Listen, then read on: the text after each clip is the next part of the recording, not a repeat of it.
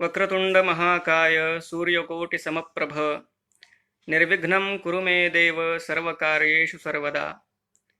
रत्नाकराधौतपदां हिमालयकिरीटिनीं ब्रह्मराजर्षिरत्नाढ्यां वंदे भारतमातरम्।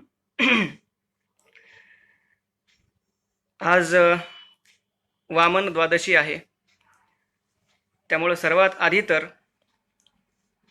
शास्त्रनिष्ठेच्या आणि युक्तिवादाच्या अधिष्ठानावर ज्यांनी आपल्या भारतीय वैदिक संस्कृतीची मुहूर्तमेढ रोवली त्या प्रज्ञाचक्षू गुलाबराव महाराजांची आज पुण्यतिथी आहे। त्यामुळं सर्वात आधी त्यांच्या चरणी साष्टांग वंदन करून आणि सांस्कृतिक दृष्ट्या वैभव संपन्न असलेल्या सेलू नगरीतील जवळपास 5 तपांचा प्रवास असलेल्या गणेशोत्सव व्याख्यानमालेमध्ये हे तिसरं पुष्प गुंफण्यासाठी जे सहभागी झालेले आहेत, श्रोते म्हणून सहभागी होत आहेत आणि जे व्यासपीठावर विराजमान आहेत, त्या सर्वांना सादर नमस्कार करतो। खरं तर जेव्हा हे ऐकलं की जवळपास आता पुढच्या वर्षी 60 वर्ष पूर्ण होतील या व्याख्यानमालेला, खरं पाहिलं तर कुठलंही अशा प्रकारचं कार्य हे सुरू करणं हेच आधी अवघड आहे आणि त्याही पेक्षा सुरू केल्यानंतर ते अखंडितपणे अशा प्रकारे चालू ठेवणं हे अत्यंत कठीण आहे। आणि त्यातही अशा प्रकारच्या या व्याख्यानमालेमध्ये की ज्या व्याख्यानमालेला एवढी वर्ष झालेली आहेत, माझ्या वयाच्याही दुप्पट वर्ष सुरू होऊन ज्या व्याख्यानमालेला झालेली आहेत, त्या ठिकाणी बोलणं आणि ते सुद्धा लोकमान्य टिळकांच्या सारख्या एका अशा व्यक्तिमत्वाबद्दल बोलणं, वेदांत असो, राज्यशास्त्र असो, अर्थशास्त्र असो, नीतिशास्त्र असो, ज्योतिषशास्त्र असो, खगोलशास्त्र असो, या अशा अनेक प्रकारच्या ज्ञानशाखांचा ज्यांचा प्रचंड व्यासंग आहे आणि तरीही राजकारणामध्ये जे अत्यंत सक्रिय आहेत, ज्यांच्याबद्दल आज सुद्धा ज्यांच्या कार्याचे अनेक अंग त्यांच्यावर संशोधन सुरू आहे, अनेक विद्वान लिहितायत, बोलतायत, त्यांच्यावर बोलणं हे खरं तर लहान तोंडी मोठा घास अशा प्रकारचं आहे।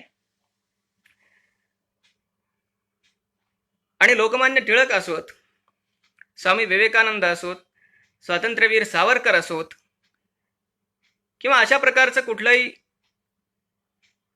व्यक्तिमत्व, त्यांच्याबद्दल बोलताना मला रघुवंशामध्ये कालिदासाची जी भूमिका आहे त्याची आठवण होते।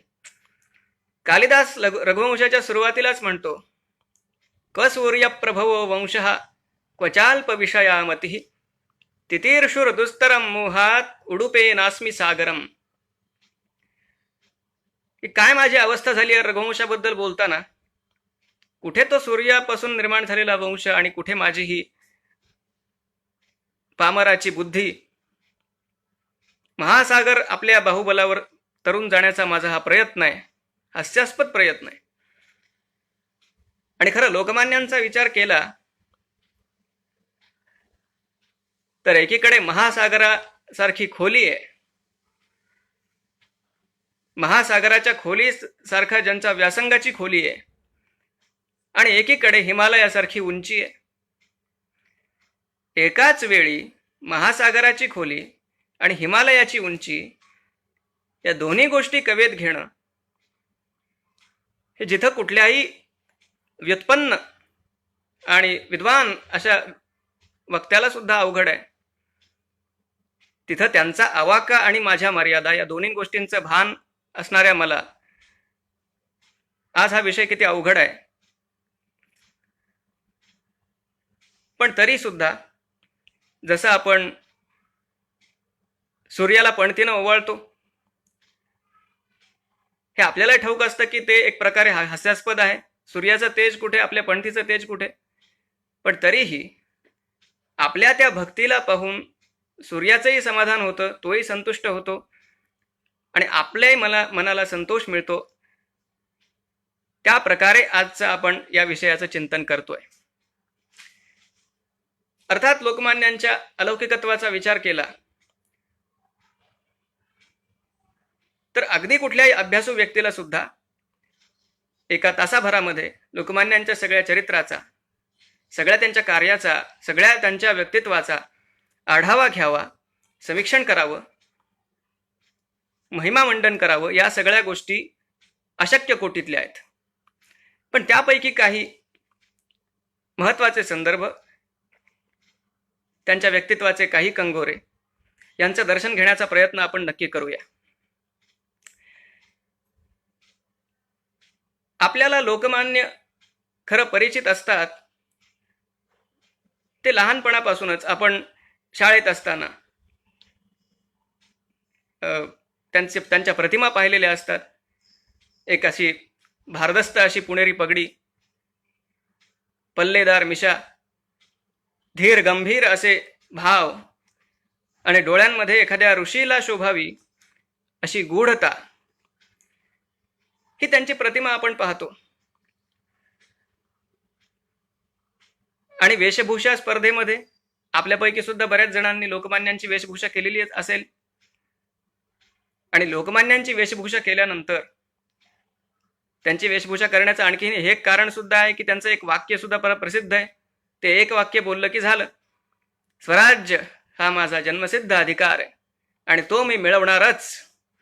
आणि कदाचित ज्यांनी ज्यांनी वेशभूषेमध्ये लोकमान्यांचा वेश परिधान केला असेल त्यांना हेही आठवत असेल की त्यांच्या शिक्षकांनी त्यांना कानमंत्र दिलेला असतो. पहिला क्रमांक यायचा असेल तर हे वाक्य बोलत असताना शेवटचा जो च आहे ते मी मिळवणारच, तो च अगदी जोरकसपणे बोलला तर पहिला क्रमांक निश्चित येणार, असं शिक्षकांनी सांगितलेलंही असू शकतं. आणि खरं हेच लोकमान्यांच्या व्यक्तित्वाचं इंगित आहे. स्वराज्य जन्मसिद्ध अधिकार आहे हे कळणं ही तर मोठी गोष्ट आहेच. तो मी मिळवणार हे म्हणणं ही त्यापेक्षा मोठी गोष्ट आहे. पण तो मी मिळवणारच असं जेव्हा म्हटलं जातं तेव्हा ते लोकमान्यांचं लोकमान्यत्व आहे. शिवाय आपण त्यांच्या लहानपणीच्या गोष्टी वाचत असतो, त्यात मी शेंगा खाल्ल्या नाहीत, मी टरफलं उचलणार नाही, असंही त्यांचं बोललेलं वाक्य आपण वाचतो. कदाचित लहानपणी आपण आपल्या घरात बालबुद्धीनं त्या वाक्याचा गैरवापर सुद्धा केलेला असू शकतो कामं टाळण्यासाठी. पण एकूण अशा प्रकारे लहानपणापासून आपल्याला लोकमान्य परिचित असतात. त्यानंतर त्याही पुढे गेलो तर सरकारचं डोकं ठिकाणावर आहे का असं विचारणारे लोकमान्य.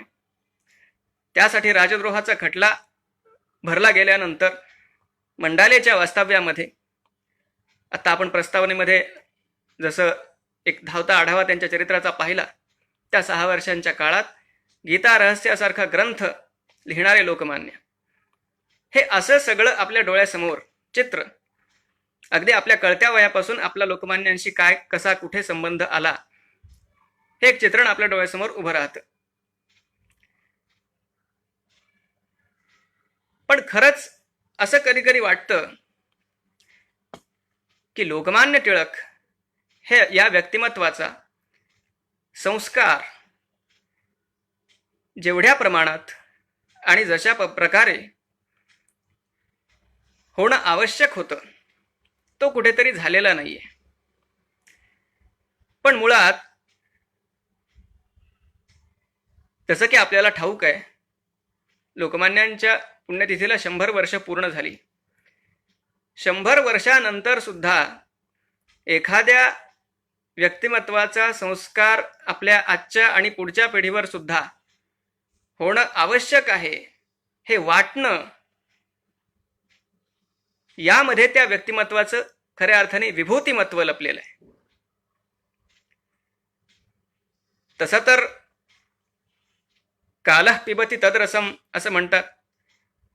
काळाच्या प्रवाहात कित्येक गोष्टी वाहून जातात आणि एक प्रकारे पाहिलं तर 100 वर्षापूर्वीचा देशकाल परिस्थिती या सगळ्यांचा विचार केला तर त्या काळातली लोकमान्यांची धोरणं, त्या काळातला त्यांच्या कृती, त्यांचं आचरण, या सगळ्या गोष्टी जरी जशाच तशा आजच्या काळामध्ये अनुकरणीय नसल्या तरी सुद्धा एक गोष्ट अशी असते जी चिरंजीव असते. ज्या महापुरुषाचा आपण विचार करतोय त्याचा विचार आणि अर्थात त्याच्या ठायी असलेले सद्गुण यांना काळाचं बंधन नाहीये. आणि या कारणासाठी मला लोकमान्यांचं चरित्र हे रमणीय वाटतं. रमणीयतेचं जे लक्षण संस्कृत कवींनी सांगितलं, क्षणे क्षणे यन्नवतामुपैति तदेव रूपम रमणीयतायाः.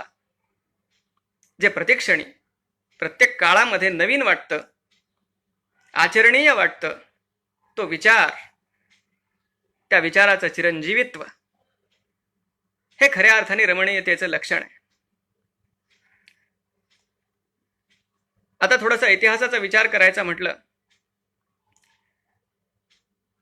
तर ज्या काळात लोकमान्य जन्माला आले होते त्यांच्या जन्मापूर्वीची परिस्थिती आणि त्यांच्या जाण्यानंतरचा काळ, या दोन्हींचा विचार आपल्याला केला पाहिजे, म्हणजे त्यांचं स्थान आपल्याला लक्षात येऊ शकेल.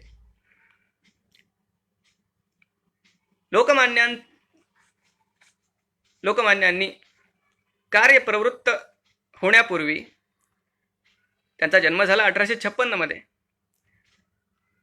त्यांचं बालपण, त्यांची विद्यार्थी दशा आणि त्यानंतर प्रत्यक्ष त्यांनी कार्य सुरू करणं, त्यापूर्वीचा काळ, जसं की आपल्याला ठाऊक आहे 1857चं स्वातंत्र्य समर, त्यापूर्वी सुद्धा इंग्रजांविरुद्ध काही उठाव झाले होते, बंड झाले होते. पण त्या सर्वांमध्ये सर्वात व्यापक असा जो उठाव झाला, ज्याला खरं तर इंग्रजांनी एक साधा बंड म्हणून त्याला प्रभावहीन करण्याचा सुद्धा प्रयत्न केला होता, पण लोकमान्यांच्याच विचाराने प्रभावित झालेला एक युवक, ज्याचं नाव विनायक दामोदर सावरकर आहे, तो इंग्रजांच्या गुहेत जाऊन, लंडनमध्ये जाऊन त्यांच्याच कागदपत्रांचा अभ्यास करून हे सिद्ध करतो की ते फक्त एक बंड नव्हतं, ते एक स्वातंत्र्य समर होतं. पण ज्या प्रकारे ते स्वातंत्र्य समर चिरडलं गेलं, आपण 1857चे स्वातंत्र्य समर हे सावरकरांचं पुस्तक जर वाचलं तर आपल्या लक्षात येईल. तो उठाव का अपयशी झाला याची सगळी कारण मीमांसा त्यात असेल, त्याचं चिंतन आज करणं संयुक्तिक नाहीये. पण ज्या प्रकारे ते युद्ध चिरडलं गेलं, म्हणजे अक्षरशः आपण जर ही वर्णनं वाचली, एकेका झाडाला 40-40, 50-50 लोकांना फासावर इंग्रजांनी चढवलं, कित्येकांना तोफांच्या मुखी दिलं, आणि त्यातही तात्या टोपे यांना जेव्हा फाशी दिलं गेलं त्याचं वर्णन, आणि तिथं तात्याराव सावरकरांनी तात्या टोपेंशी जो संवाद साधलाय, अपिग्रावा रोदित्यपि दलति वज्रस्य हृदयम, इतका तो भीषण आहे, करुण आहे. इंग्रजांविरुद्ध कोणी जर बंडाचं निशाण उभं केलं तर त्याची अवस्था काय होते हे लोकांनी पाहिलं होतं.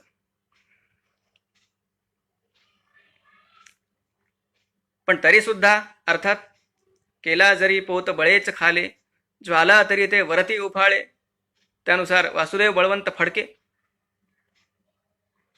ते उभे राहतात, उठाव करतात. त्यांचाही उठाव शेवटी अपयशी होतो आणि त्यांना दुर्दैवी असं मरण भारत मातेपासून दूर एडनच्या कारागृहात त्यांचं होतं. म्हणजे एकूण सगळ्या प्रकारे हतोत्साहित भारतीयांनी व्हावं अशा प्रकारचं सगळं वातावरण आहे. त्या फडकणाऱ्या युनियन जॅक समोरून जे कोणी लोक जात असतील, पुष्कळांना त्या युनियन जॅकशी काही स्वैरसूतक नसेल. जे काही चाललंय ते होत राहो, मला काय येत्याचे, अशाही भावनेमध्ये पुष्कळ लोक असतील. पुष्कळ लोकांना त्या युनियन जॅकला पाहून त्यांच्या तळपायाची आग मस्तकालाही जात असेल, हाताच्या मुठ्या आवळल्याही जात असतील. पण करू कुणीच काही शकत नव्हतं, कारण आपण काय करण्याचा प्रयत्न केला तर काय दशा होते हे सगळे पाहत होते. इंग्रजांचं तेच उद्दिष्ट होतं. पण तरी सुद्धा काही लोकांच्या मनामध्ये जी खळबळ आहे, जो असंतोष आहे, त्याला कुठेतरी वाट मोकळी करून दिली पाहिजे म्हणून काँग्रेसची स्थापना झाली. ते सगळं आपण शाळेमध्ये इतिहासाच्या पुस्तकात वाचलेलं असतं. सेफ्टी व्हॉल्व ज्याला म्हणतात, कुठेतरी एक असंतोषाला वाट मिळावी म्हणून ती काँग्रेसची स्थापना झाली. आता अनेक प्रकारे जेव्हा टिळक विद्यार्थी दशेत आहेत तेव्हा भोवताली चर्चा काय सुरू आहेत. मुळात आधी ही चर्चा सुरू आहे, हा वाद सुरू आहे की इंग्रजी राज्य हे शाप आहे की वरदान आहे. काही लोकांना ते वरदान वाटत होतं. शाप का वाटत असेल याचा अंदाज आपल्याला असतो, ते स्वाभाविक पण आहे. पण वरदान का, तर त्यांनी अनेक प्रकारच्या भौतिक सुधारणा केल्या. रेल्वे आणली, पोस्टल सगळी सिस्टीम उभी केली, दळणवळणाची साधनं वगैरे वगैरे हे सगळं केलं. शिवाय सामाजिक सुधारणा सुद्धा आणल्या. त्यामुळे हे राज्य वरदान आहे एवढंच नाही, ईश्वराच्या इच्छेनंच या मूर्ख हिंदुस्थानी लोकांवर या शहाण्या ब्रिटिशांचं राज्य आलं असं सुद्धा मानणारी मंडळी होती. मग आता जर ते वरदान असेल तर त्याच्या विरुद्ध लढण्याचा काही प्रश्नच नाही. त्यातही ते शापही आहे, वरदानही आहे. एका बाबतीत तो शाप आहे, एका बाबतीत वरदान आहे, अशी पण धारणा असणारी मंडळी होतीच. मग आपल्याला ठाऊक आहे टिळकांचा आणि आगरकरांचा वाद सामाजिक सुधारणा आधी की स्वातंत्र्य आधी याबद्दल त्यांचे मतभेद होते. बरं, ज्यांना असं वाटत होतं की हे राज्य खरोखर शाप आहे, जर तो शाप असेल तर त्या शापाला काहीतरी उशाप सुद्धा असलाच पाहिजे. मग कुठल्या मार्गाने आपण इंग्रजांच्या विरुद्ध पुढे जावं असा जेव्हा विचार चालला होता तेव्हा जे साधन इंग्रजांनीच भारतीयांच्या हातात जाणून बुजून दिलं होतं, सनदशीर मार्गाचं, अर्ज विनंत्यांचं, की या काही बैठक करा आणि बैठकीमध्ये काही ठराव पास करा, तो ठराव इंग्रजांना पाठवा, त्यांनी अमान्य केलं तर पुन्हा त्याच्यावर काही चर्चा करा, तो मान्य करून घ्या, आणि अशा प्रकारे अर्ज विनंत्या आणि कागदी सगळा प्रपंच करून आपणही काहीतरी करतोय अशी स्वतःला जाणीव करून देत राहा, हा एक मार्ग आहे.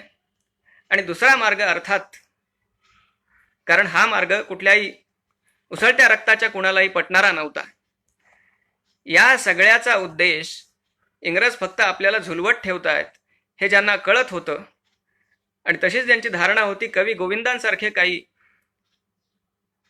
उसळत्या रक्ताचे तरुण मात्र हे म्हणत होते, रणावीण स्वातंत्र्य कोणा मिळेना, असा भूतकालीन सिद्धांत जाणा, स्वराज्येच्छुने पाहिजे युद्ध केले, रणावीण स्वातंत्र्य कोणा मिळाले.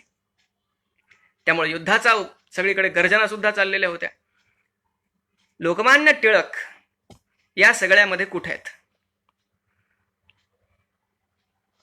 टिळकांचं व्यक्तिमत्व विलक्षण आणि अलौकिक याचसाठी आहे.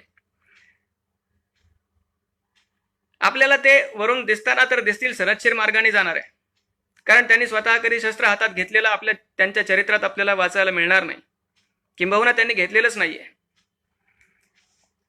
ते स्वतः सनदशीर मार्गाने जाणाऱ्यांचे पुढारी होते. अर्थात त्यात ते जहाल विचाराचे होते. जहाल मवाळ ही फूट नंतर पडली, पण तरी हातात शस्त्र घेऊन उघडपणे कुणावर धावून जावं हे टिळकांनी स्वतः केलं नाही. मला लोकमान्य टिळकांकडे पाहून खरं तर महाभारतातल्या कृष्णाची आठवण होते. कृष्णाची सुद्धा महाभारतामध्ये प्रतिज्ञा आहे, धरी नामी शस्त्रा कदन समयी या निज करी.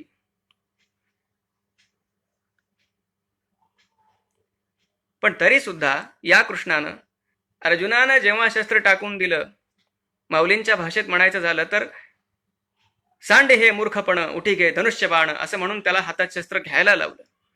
मी हातात शस्त्र घेणार नाही, पण कुणी हातातून शस्त्र टाकून देत असेल तर त्याला मी टाकू सुद्धा देणार नाही. अशा प्रकारे दोन वेगळ्या परस्पर विरुद्ध पूर्ण मार्गांचा अत्यंत समयोचित प्रकारे समन्वय करून देणारे अशा प्रकारचं दुसरं व्यक्तिमत्व आपल्याला त्या काळात, त्या इतिहासात स्वातंत्र्य लढ्याच्या दुसरं सापडत नाही.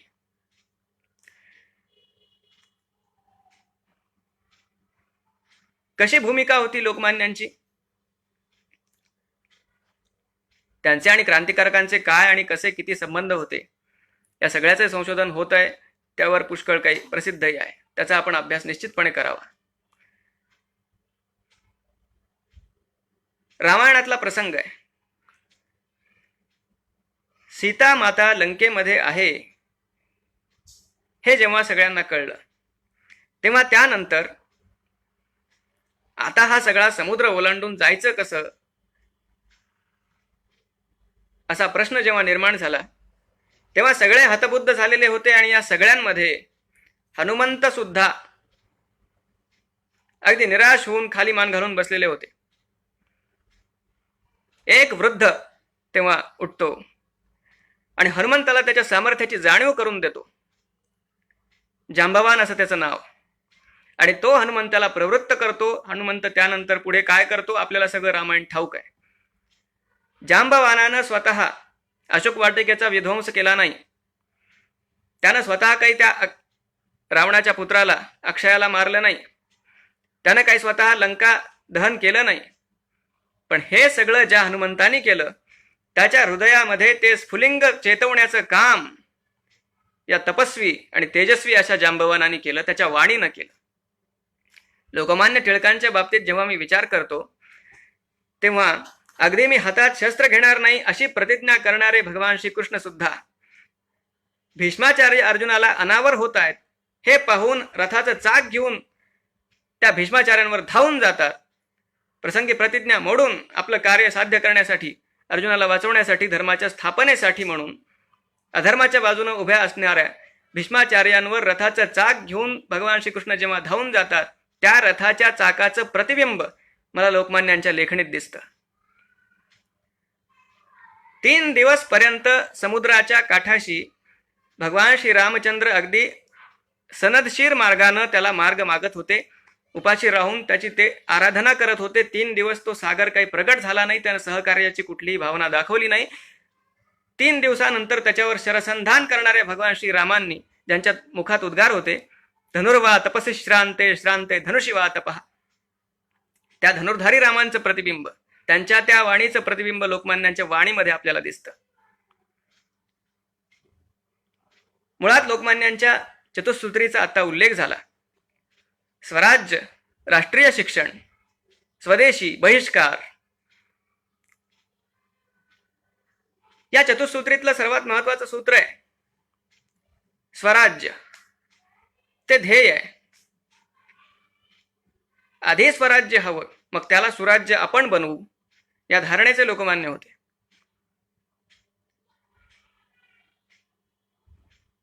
ध्येय एकदा निश्चित झालं, साध्य एकदा ठरलं की साधनं अनेक असू शकतात, ही लोकमान्यांची धारणा होती. आणि जी अगदी आपल्या भाषेत सांगायचं झालं तर व्यावहारिक होती, प्रॅक्टिकल होती. साधनानाम अनेकता हीच आपली संस्कृती पण आहे. साध्य एक आहे, साधनं अनेक असू शकतात. साधन शुचितेच्या वगैरे भानगडीत लोकमान्य स्वतः कधी पडले नाही. तो काळ 1920 नंतरचा, त्याच्यावर काही आपल्याला चर्चा करायची नाहीये. पण अमुकच मार्गाने स्वातंत्र्य मिळवायचं, तमुक मार्गाने मिळवायचं नाही. लोकमान्यांची सारख्या द्रष्ट्या महापुरुषाची धारणा अशी असते की कुठला मार्ग आपण निवडायचा हे काळाला ठरवू देत.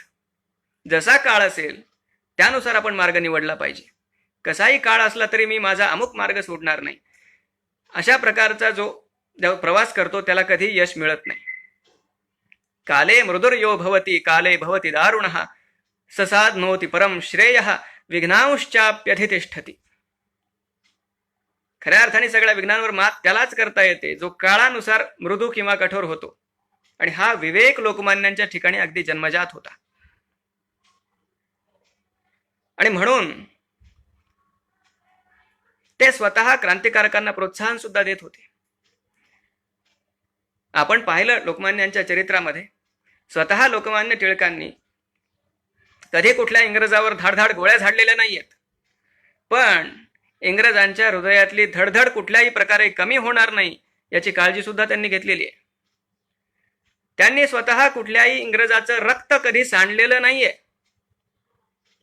पण एखाद्या इंग्रजाचं रक्त सांडलंच तर त्यासाठी ज्यानं ते रक्त सांडलं त्या मातृभूमीच्या सुपुत्राचा धिक्कार करण्याचं पाप सुद्धा त्यांनी कधी केलं नाही.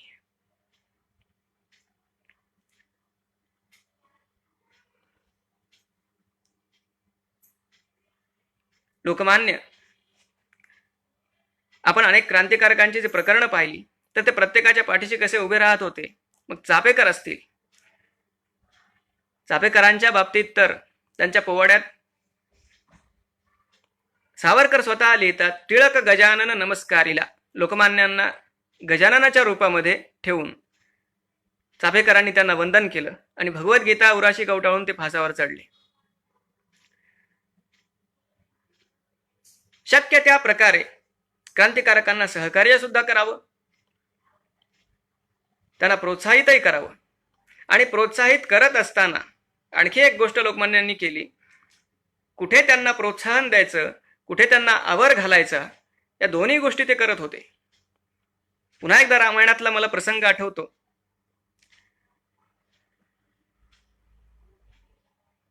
जेव्हा राम, सुग्रीव, हनुमंत हे सगळे रावणाच्या सेनेचं निरीक्षण करत होते, गीत रामायणामध्ये त्यावर एक गीत सुद्धा आहे, तेव्हा सुग्रीव अचानक समोर रावणाला पाहून त्याच्या तळपायाची आग मस्तकाला जाते. तो एकदम जाऊन रावणावर हल्ला करतो, त्याच्याशी द्वंद्व युद्ध करतो आणि त्यात आता रावणापुढे आपलं काही चालत नाही हे त्याच्या जेव्हा लक्षात येतं तेव्हा सगळं अंग रक्ताने माखलेलं आहे अशा परिस्थितीमध्ये तिथून पळून पुन्हा रामापाशी येतो. तेव्हा स्वतः रामचंद्र सुग्रीवाची कान उघाडणी करतात. गदिमांच्या शब्दात सांगायचं असेल तर, सुग्रीव आहे साहस असले भूपतीस तुझ मुळी न शोभले, नंतर विक्रम प्रथम योजना, हे त्यात ते म्हणतात. अशा प्रकारे कुठे क्रांतिकारकांना आवर घालायचा हे सुद्धा काम लोकमान्य करत होते. योगी अरविंदांसारखे प्रखर क्रांतिकारक त्यांना लोकमान्य मार्गदर्शन करत होते. स्वतः अरविंद लोकमान्यांना आदर्श मानायचे. एकीकडे स्वातंत्र्यवीर सावरकर विदेशी वस्त्रांची होळी पेटवत होते आणि त्या होळीच्या ज्वालांच्या साक्षीनं सावरकरांनी उद्बोधन केलं. त्या भाषणाला लोकमान्य हजर आहेत, त्यांनी सुद्धा तिथं भाषण केलं. सावरकरांचा वास्तविक लंडनला जाण्याचा उद्देश काय आहे हे टिळकांना ठाऊक आहे, त्यांना त्यांचं समर्थन आहे. एवढंच नाही, इंग्लंडहून, लंडनहून सेनापती बापटांनी त्यांच्या एका रशियन क्रांतिकारक मित्राकडून जे बॉम्ब मॅन्युअल मिळवलं, अर्थात बॉम्ब करण्याची रेसिपी, बॉम्ब मॅन्युअल, त्याची एक प्रत लोकमान्यांच्याकडे सुद्धा होती. कशा प्रकारे क्रांतिकारकांना मार्गदर्शन, एवढंच नाही, एखादा क्रांतिकारक पकडला गेला, त्याच्या कुटुंबाची वाताहत होते, त्या काळात त्याला सहकार्य करावं, शक्यतो त्या क्रांतिकारकाला वाचवण्याचा प्रयत्न करावा. जी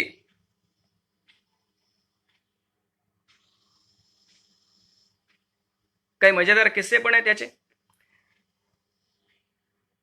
भारतामध्ये जी पहिली सर्कस भाऊराव छत्रे यांनी सुरू केली, ती म्हणायला सर्कस होती, बाहेरून तिचं रूप तसं होतं, पण तिच्या माध्यमातून कशा प्रकारे क्रांतिकारकांना वेषांतर करून परदेशात पाठवायचं, या सगळ्या योजना लोकमान्यांच्या डोक्यामध्ये चालू असायच्या. एवढंच नाही, मराठी नाट्यसृष्टीतले जे प्रख्यात लेखक म्हणून आपल्याला ठाऊक आहेत, कृष्णाजी प्रभाकर खाडीलकर,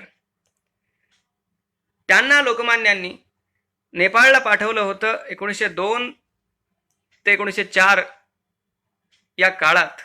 कशासाठी? बंदुकांचा कारखाना सुरू करता येईल का या गोष्टींचा अभ्यास करण्यासाठी. लोकमान्यांनी तर एका ठिकाणी असं पण विचार करून ठेवला होता की जेव्हा 40% तरी लोक सशस्त्र क्रांतीच्या दृष्टीने तयार होतील, तेव्हा त्या सशस्त्र क्रांतीचं आपण स्वतः नेतृत्व करू.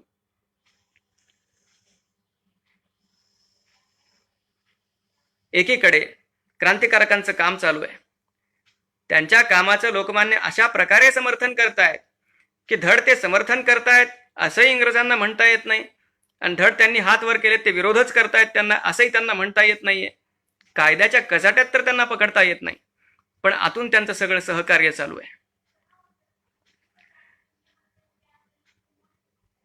स्वराज्य हे सर्वात मोठं साध्य. त्याच्यासाठी साधन जेव्हा जेव्हा जे जे उपयुक्त असेल तेव्हा तेव्हा ते वापरावं. स्वदेशी आणि बहिष्कार या दोन गोष्टी कशासाठी आवश्यक होत्या? त्या सनदशीर मार्गामध्ये त्यातच जो जहाल पंथ आहे त्याच्यासाठी तो कार्यक्रम त्यांनी नेमलेला होता. स्वदेशीसाठी प्रोत्साहित करणं आणि परकीय मालावर बहिष्कार घालणं.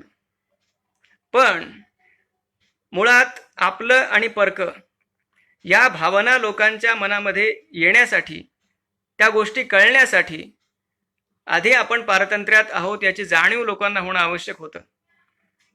आधी त्या इंग्रजी राज्याविरुद्ध असंतोष लोकांच्या मनामध्ये प्रगट होणं आवश्यक होतं. चिरोलनं ज्या अर्थी लोकमान्यांना एका अर्थी उपरोधिक अर्थानं भारतीय असंतोषाचे जनक असं म्हटलं, पण तेच वास्तविक त्यांचं स्वरूप होतं. आणि ते जर करायचं असेल, तो असंतोष निर्माण करायचा असेल, स्वत्वाची भावना, स्वाभिमान जर लोकांच्या मनामध्ये चेतवायचा असेल, तर त्यासाठी आधी मुळाशी खतपाणी घातलं पाहिजे. आणि ही मुळं म्हणजे शिक्षण.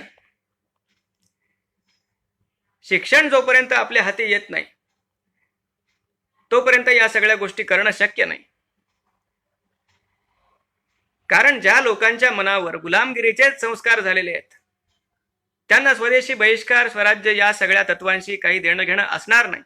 किंबहुना तसं त्यांना असू नये अशीच पिढी पुढे निर्माण होईल यासाठीची शिक्षण पद्धती इंग्रजांनी इथं रूढ केली. आपल्याला त्याचं नावही ठाऊक आहे, मेकॉले. आणि त्या काळात जेव्हा अत्यंत विद्वान भाषाप्रभू असे विष्णुशास्त्री चिपळूणकर निबंधमालेच्या माध्यमातून एक प्रकारे स्वत्वाचे संस्कार लोकांच्या मनामध्ये पेरत होते, त्यांनी सुद्धा या राष्ट्रीय शिक्षणाचं महत्त्व ओळखून टिळकांच्या सहकार्यानं, आगरकरांच्या सहकार्यानं सर्वप्रथम राष्ट्रीय शिक्षणाची गरज ओळखून 1881 मध्ये न्यू इंग्लिश स्कूलची स्थापना केली. त्यानंतर लोकमान्यांनी, आपण एक धावता आढावा जर घ्यायचा म्हटलं, 1884च्या ऑक्टोबरमध्ये डेक्कन एज्युकेशन सोसायटीची स्थापना केली.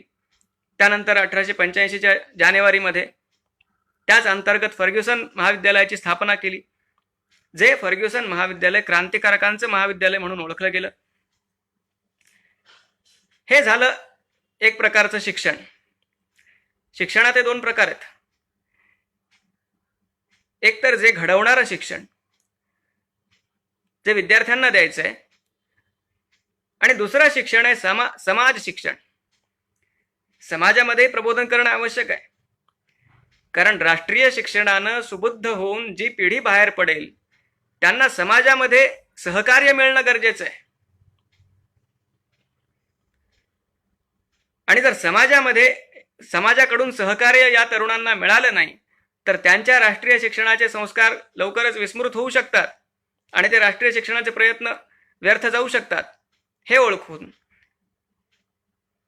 समाज शिक्षणाचा उद्देश साध्य करण्यासाठी वृत्तपत्राची सुरुवात करणं हे पहिलं काम होतं. आता त्यातही दोन प्रकार आहेत.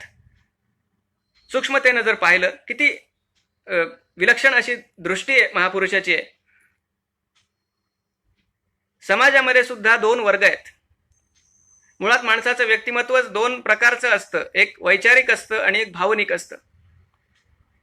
जे वैचारिक व्यक्तिमत्वाचे लोक आहेत त्यांच्यासाठी वृत्तपत्र हे माध्यम आहे, आणि जे भावनिक स्तरावरचे लोक आहेत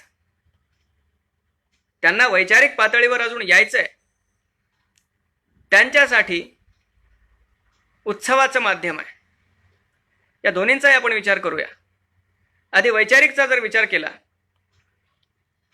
केसरी आणि मराठा ही दोन वृत्तपत्र लोकमान्य काढतात. केसरी मराठीत आहे आणि मराठा इंग्लिशमध्ये. कशासाठी ही वृत्तपत्र काढली गेली होती? केसरीतला पहिल्याच दिवशीचा लेख आपल्याला त्या दृष्टीनं मार्गदर्शक ठरू शकतो. 4 जानेवारी 1881 केसरीतला पहिला लेख. त्यात त्यांनी हे सगळं सांगितलं की वृत्तपत्राची भूमिका काय आहे. ते सगळं तर आपण मुळातून पाहावंच, पण आधी या केसरी वर्तमानपत्राच्या पानाच्या वरती, जे पहिल्या पानाच्या वरती केसरी असं ठळक अक्षरात लिहिलेलं आहे, त्या केसरी अक्षर, त्या शब्दाच्या खाली एक संस्कृत सुभाषित लोकमान्यांनी लिहिलं आहे, आणि त्या सुभाषितामध्ये खऱ्या अर्थाने त्यांची दृष्टी काय आहे ते व्यक्त होते. फार सुंदर सुभाषित आहे. स्थितिन्नो रे दध्या क्षणमपि मदान्धे क्षणसखे गजश्रेणीनाथ त्वमिह जटिलायां वनभुवि असौ कुंभिभ्रान्त्या खरनखर विद्रावितमः गुरुग्रावग्रामस्वपिति गिरिगर्भे हरिपती. या सुभाषिताचा अर्थ आहे, जे एक प्रकारे केसरीचं बोधवाक्य आहे. या सुभाषितामध्ये तो कवी वनामध्ये अगदी मस्तवालपणे हिंडणाऱ्या हत्तीला उद्देशून म्हणतो की बाबा रे, फार काळ या वनामध्ये अशा प्रकारे तू हिंडू नकोस, कारण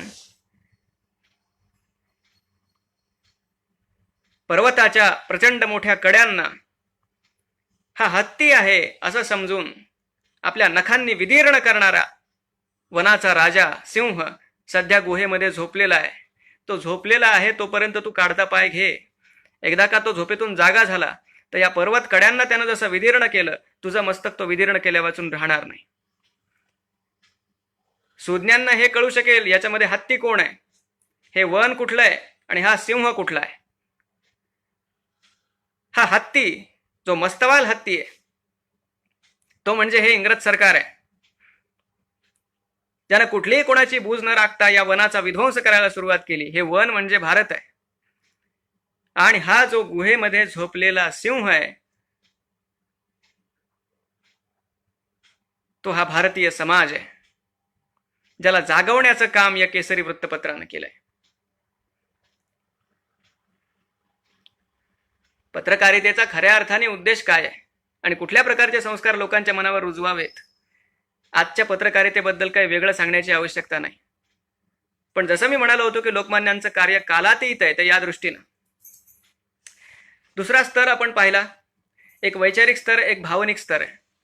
सगळ्यांनाच वैचारिक स्तरानं काही सांगितलं, त्या स्तरावरून सांगितलं तर ते त्यांच्यापर्यंत पोहोचेल असं नाही. दृढमूल असं कुठल्याही चळवळीला करण्यासाठी भावनिक स्तरावर सुद्धा काम करणं गरजेचं आहे. आणि त्यासाठी लोकमान्यांनी माध्यम निवडलं गणेशोत्सव, जो आपण साजरा करतोय, आणि शिवजयंती. 1894 मध्ये लोकमान्य स्वतः जिथं राहत होते त्या विंचुरकर वाड्यातून या गणेशोत्सवाला सुरुवात झाली. आता त्यातही भरपूर वाद आहेत. अनेक वाद, अनेक अस्पष्ट अशा काही त्यांच्या चरित्रातल्या गोष्टी मला कमेंटमध्ये सुद्धा वाचायला मिळतं की वेदोक्त प्रकरण वगैरे काय वगैरे. मी म्हटलं ना, हा व्याप खूप मोठा आहे आणि यातल्या कित्येक गोष्टींवर आपण जर बोलत बसलो तर त्याला अनेक फाटे फुटू शकतात. त्यामुळं आजच्या संदर्भात विचार करायचा झाला, जसं मी आता उल्लेख केला त्याच्यावरही वाद आहेत की लोकमान्यांनी गणेशोत्सवाची सुरुवात केली की भाऊसाहेब रंगारींनी केली की आणखी कोणी केली. गणेशोत्सवाची सार्वजनिक स्वरूपामध्ये सुरुवात करण्याचं श्रेय घेण्याची स्पर्धा त्या काळातल्या कुणामध्येही नाहीये, हे आपण आधी लक्षात घ्यावं. आणि एवढं आजच्यासाठी पुरेसं आहे, फार त्यात पडण्याची आवश्यकता नाहीये. पण मुळात हा गणेशोत्सव सुरू कशासाठी झालेला होता? सार्वजनिक प्रेक्षा सुद्धा त्याला राष्ट्रीय उत्सव असं म्हटलं तर ते जास्त संयुक्तिक होईल. स्वतः लोकमान्य 1896च्या केसरीच्या लेखात त्याला गजाननाचा राष्ट्रीय उत्सव असंच संबोधतात. कशासाठी हे उत्सव करायचे होते? त्या माध्यमातून कशा प्रकारे वैचारिक प्रबोधन होऊ लागलं. 1894 पासून 1920 पर्यंत कशा प्रकारे त्या गणेशोत्सवाच्या माध्यमातून स्वदेशीचा विचार लोकांपर्यंत पोचू लागला, इंग्रजी मालावर बहिष्कार टाकण्याचा विचार पोचू लागला, आणि मुख्य म्हणजे राष्ट्रनिष्ठा कशा बळवू लागल्या, हे एकाच गोष्टीहून आपल्याला लक्षात येईल. टिळक महाराज की जय अशी घोषणा जरी कोणी दिली तरी त्याला 400 रुपये दंड त्या काळामध्ये केला जात होता. म्हणजे इंग्रज किती हादरले होते हे आपण यातून लक्षात घ्या. आणि लोकमान्यांचं हे कार्य पाहिलं, विशेषतः गणेशोत्सवाचं कार्य, मला समर्थांची आठवण होते. समर्थ रामदास स्वामींनी गावोगावी मारुती मंदिरं बांधायला सुरुवात केली आणि भगवान श्रीरामांना आराध्य रूपामध्ये लोकांच्या समोर प्रस्तुत केलं. कारण रामाच्या खांद्यावर धनुष्य आहे. मारुती हे शक्तीचं दैवत आहे. शक्तीची उपासना आणि शस्त्रांची आराधना या दोन्ही गोष्टी या त्या काळची ही गरज होती. आणि त्यामुळं भावनिक स्तरावर लोकांना राष्ट्राभिमुख करण्यासाठीचं माध्यम म्हणून जसं त्यांनी मारुती निवडला, लोकमान्यांनी गणपतीला निवडण्यात सुद्धा त्यामागे सुद्धा एक फार मोठा विचार आहे. त्या काळातलं आक्रमण, समर्थांच्या काळातलं आक्रमण हे मुख्यतः धार्मिक आणि राजकीय अशा स्वरूपाचं होतं. इंग्रजांचं जे आक्रमण आहे ते काही प्रमाणात धार्मिकही आहे, राजकीय तर आहेच आहे, फार मोठ्या स्वरूपात ते आर्थिकही आहे, आणि त्याहीपेक्षा ते बौद्धिक आक्रमण जास्त आहे. आणि त्याचे परिणाम तर आपण अजून सुद्धा भोगतोय. आणि त्या बौद्धिक आक्रमणाला प्रतिशह देण्यासाठी म्हणून लोकमान्यांनी बुद्धीच्या देवतेची निवड केली, गणपतीची निवड केली. आणि एक प्रकारे पाहायचं झालं, बंगालमध्ये सुद्धा जाऊन लोकमान्य गणपतीवर बोलतात, शिवरायांवर बोलतात, आणि ही दैवत अख्ख्या भारतवर्षाला कशा प्रकारे मार्गदर्शक ठरली. आंतरराष्ट्रीय पातळीवर गणेशोत्सव त्याच काळात गेलेला होता. गणनायकाला गणमन अधिनायक या स्वरूपामध्ये प्रतिष्ठित केलं, जेणेकरून भारताचा भाग्योदय होईल, तो भारत भाग्यविधाता ठरेल. एक तर आहे गणेशोत्सव. दुसरा उत्सव लोकमान्यांनी सुरू केला शिवजयंतीचा. लोकमान्य शिवरायांचं जे वर्णन एका वाक्यात करतात त्यावरून आपल्याला त्यांनी शिवजयंतीचा उत्सव का सुरू केला असेल हे लक्षात येऊ शकतं. कसे आहेत शिवराय? राष्ट्रीय अभ्युदयाचा पाया घालणारा महापुरुष. त्यासाठी मुळात आधी राष्ट्र काय हे समजून घेतलं पाहिजे. वेळ तसा आपल्याकडे आज कमी आहे, पण तरी जरा आपण थोडक्यात समजून घेण्याचा प्रयत्न करूया. पूर्व, पश्चिम, उत्तर, दक्षिण अशा ज्याच्या सीमा निर्धारित आहेत, एक विशिष्ट काहीतरी घटना आहे, कायद्यानं त्या घटनेचं सगळ्या जणांनी पालन करावं अशी एक अपेक्षा आहे, एक ध्वज आहे, एक प्रतिज्ञा आहे. हे झालं सगळं बाह्य स्वरूप. पण तेच जर राष्ट्राचं स्वरूप असेल पूर्ण, तर मग असं म्हणावं लागेल की 15 ऑगस्ट 1947ला भारताचा जन्म झाला. आणि वास्तविक तशाच प्रकारचा विचार सगळीकडे पसरवला जातोय, पण जे सत्य नाहीये.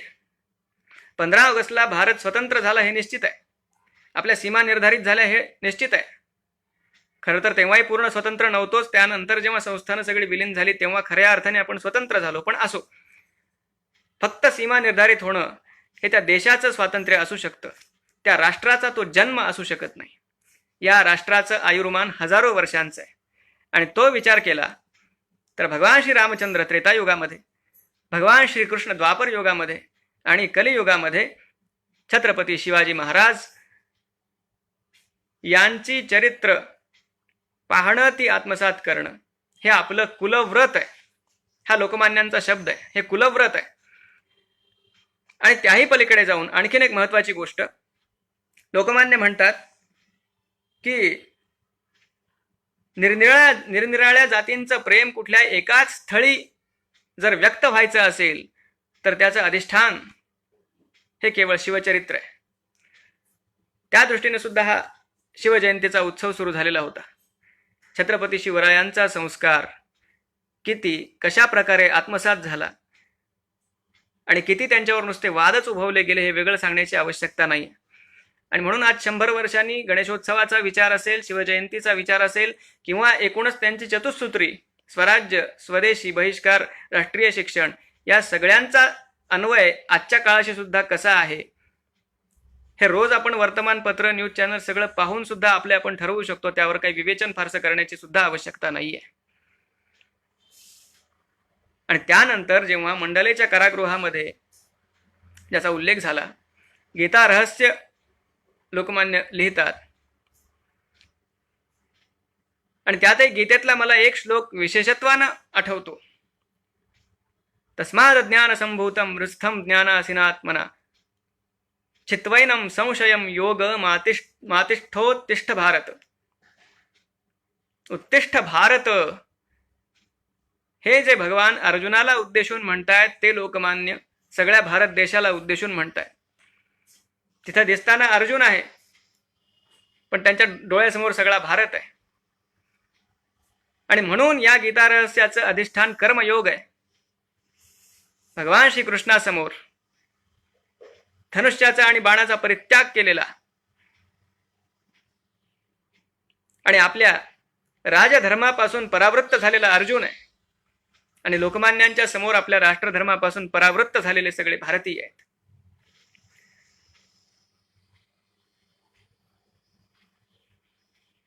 खरं तर इतिहासामध्ये माझ्या मनात कधी कधी असा विचार येतो, सहज विचार करताना आपल्याला असं वाटतं की जर असं झालं असतं तर मग काय, तसं झालं असतं तर काय, असे काही विचार आपल्या मनात येत असतात. इतिहासामध्ये खरं या गोष्टींना काही स्थान नाहीये.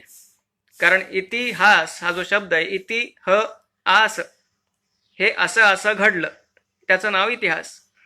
त्यामुळे काश के ऐसा होता या असल्या काही वाक्यांना इतिहासात स्थान नाहीये. तरी सुद्धा इतिहासाचा विद्यार्थी म्हणून नाही, पण एक कवी मन असल्यामुळं त्या अर्थी मला सुद्धा असं कधी कधी वाटतं, लोकमान्य जर शतायुषी झाले असते, त्यांचं आयुर्मान त्या मानाने फारच कमी होतं, ते जर शतायुषी झाले असते तर काय घडलं असतं आपण कल्पना करायला काय हरकत आहे.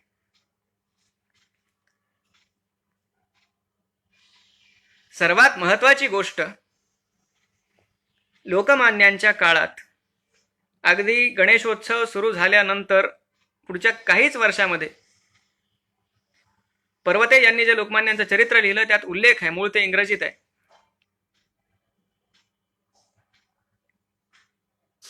की या गणेशोत्सवाच्या व्यासपीठावरून काही मुस्लिम वक्ते सुद्धा बोलत होते. टिळकांनी हे साध्य केलं होतं, आपण लक्षात घ्या. टिळकांच्या जाण्यानंतर देशाचं नेतृत्व कशा प्रकारे हाताळलं गेलं आणि पुढे जो एक संवेदनशील विषय आहे हिंदू आणि मुस्लिम, तो सगळा प्रश्न त्याच्या खोलात आपल्याला जायचं नाहीये, पण तो कशा प्रकारे हाताळला गेला आणि त्याची परिणती पुढे काय झाली या सगळ्याचा आपण विचार केला तर मला निश्चितपणे वाटतं, जसा वंगभंग होत असताना लोकमान्यांनी आंदोलन केलं. देशामध्ये एक प्रकारची प्रचंड अशी लाट उसळली अक्षरशः इंग्रजांच्या विरोधात आणि इंग्रजांना ते रद्द करावं लागलं. जर वंगभंग तशा प्रकारे टाळला जाऊ शकतो, लोकमान्यांच्या हाती नेतृत्व असतं तर कदाचित, आपल्याला ठाऊक नाहीये, पण कदाचित भारत मातेचा अंगभंग सुद्धा टळला असता आणि कदाचित आपल्याला स्वातंत्र्य त्या आधी मिळू शकलं असतं. पण त्याही पेक्षा महत्वाची गोष्ट मला ही वाटते, खरं या चर्चांना इतिहासाच्या दृष्टीनं काही आधार नाहीये, काही स्थान नाहीये, पण तरी सुद्धा एखाद्या व्यक्तीच्या अभावाने काय घडू शकतं यात त्या व्यक्तीचं महात्म्य लपलेलं असतं. म्हणून या गोष्टींची सुद्धा चर्चा करणं एक प्रकारे आवश्यक आहे. स्वातंत्र्यानंतर ज्या दिशेनं आपली वाटचाल सुरू झाली, ज्या दिशेनं सुरू राहणं आवश्यक होतं, कारण पहिली काही वर्ष ही आधी देशाच्या अस्मितेचे प्रश्न मार्गी लावण्यासाठीच खर्च करण्याची असतात. आणि त्या दृष्टीनं विचार केला तर अगदी लहानपणापासून लोकमान्यांचं जीवन, त्यांची विचार करण्याची पद्धत, ज्या परंपरेवर प्रगाढ निष्ठा त्यांची होती, ती राम, कृष्ण, चाणक्य, चंद्रगुप्त, शालिवाहन, शिवराय या सगळ्या परंपरेनुसार विचार करण्याची क्षमता ज्या नेत्यामध्ये आहे, सगळ्यांना घेऊन पुढे जाण्याची क्षमता आहे, आणि ज्यांच्या व्यक्तित्वामध्ये एक प्रकारचा दरारा एकीकडे तर आहेच, दूरदृष्टी आहेच, पण त्यासोबत या राष्ट्राशी भावनिक एकात्मता आहे, असं व्यक्तिमत्व या देशाला अधिक काही काळ लाभलं असतं तर आपल्या देशाची दिशा काही वेगळी राहिली असती. पण असो, लोकमान्यांनी शतायुषी व्हायला हवं होतं वगैरे असं म्हणणं हे एका अर्थी चुकीचं पण आहे, कारण ते चिरंजीव आहेत, ते आपल्या मनात आहेत. आणि आज या निमित्तानं भगवान गणेशाच्या चरणी हीच प्रार्थना आहे की त्या राष्ट्रीय चेतनेचं स्फुलिंग असणाऱ्या लोकमान्यांचा तो प्रकाश आपल्या हृदयामध्ये व्यक्त व्हावा, प्रगट व्हावा, आणि त्यांच्या मार्गावर चालण्याची सद्बुद्धी आपल्या देशाला अशीच होत राहावी. गेल्या काही वर्षात ती आता जरा व्हायला लागलेली आहे चांगल्या प्रकारे. अशाच प्रकारे ती होत राहो. सगळ्या प्रकारची जी संकट आज भोवताली आहेत त्यांचं निरसन होवो आणि भारत विश्वगुरुत्वाच्या दिशेनं पुढेच जावो, हीच सदिच्छा व्यक्त करतो. आणि पुन्हा एकदा ज्यांनी आपल्या भेटीचा योग आणला, मला इथं लोकमान्यांच्या बद्दल काही चिंतन करण्याचा हा अवसर दिला, ही संधी दिली, त्या गणेशोत्सव व्याख्यानमाला समितीचे, त्या संयोजकांचे ऋण व्यक्त करतो आणि टिळकांच्या भगवान गणेशाच्या चरणी सादर वंदन करतो आणि माझ्या वाणीला विराम देतो. वंदे मातरम.